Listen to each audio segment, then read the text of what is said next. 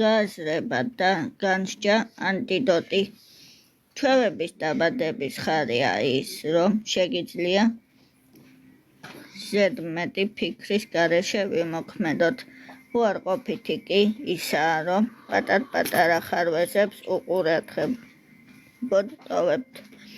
ჩვევები პლუს მიზანმიმართული ხერხები ტოლია ხელოვნება და ხელოვნება.